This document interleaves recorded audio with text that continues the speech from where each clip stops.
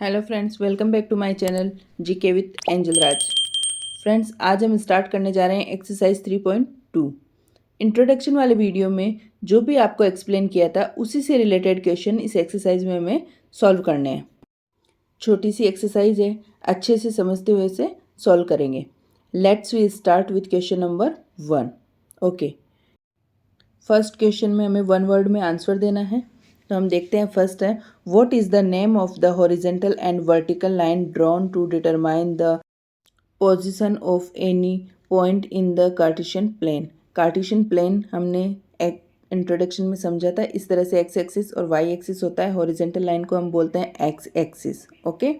And जो Y axis vertical line है उसको हम बोलते हैं वाई एक्सिस। ये तो हमारा आंसर हो गया। और जो ये प्लेन बन रहा है उसको बोलते हैं हम कार्टेशियन प्लेन।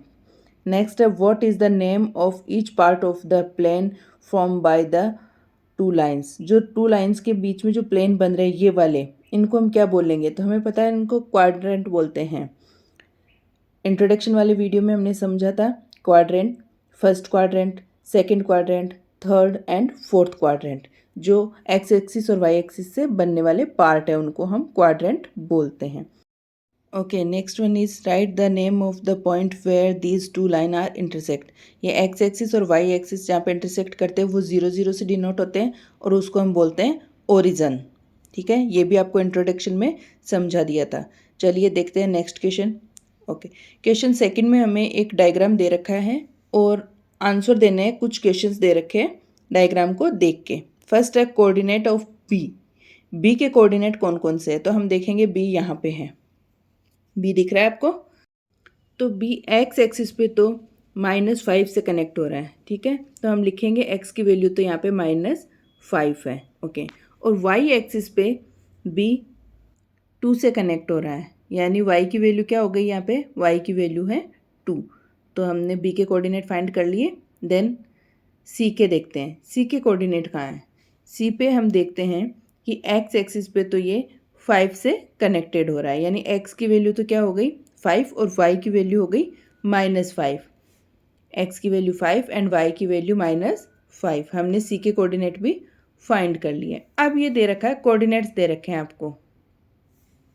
पहले इसको लिख देती हूँ मैं सही से, 5 एंड -5।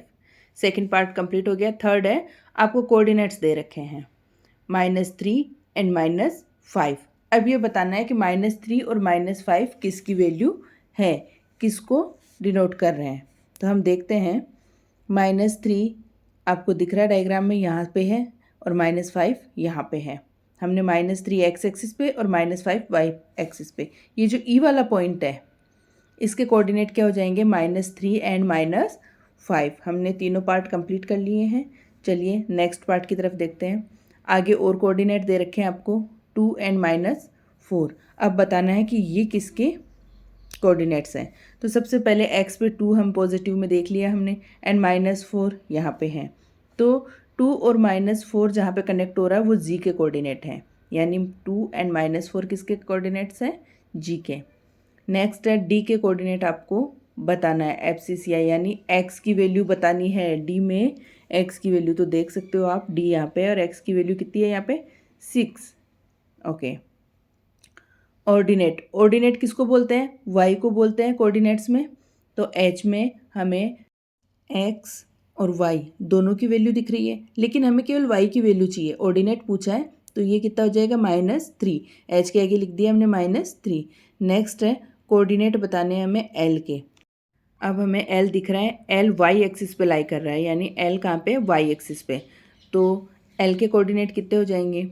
यहाँ पे जब वाई एक्सिस पे कोई नंबर होता है तो एक्स की वैल्यू तो वहाँ पे 0 हो जाती है, और एक्स एक्सिस पे वाई की वैल्यू हमेशा 0 हो जाती है। ये लाइन आपको याद रखनी है।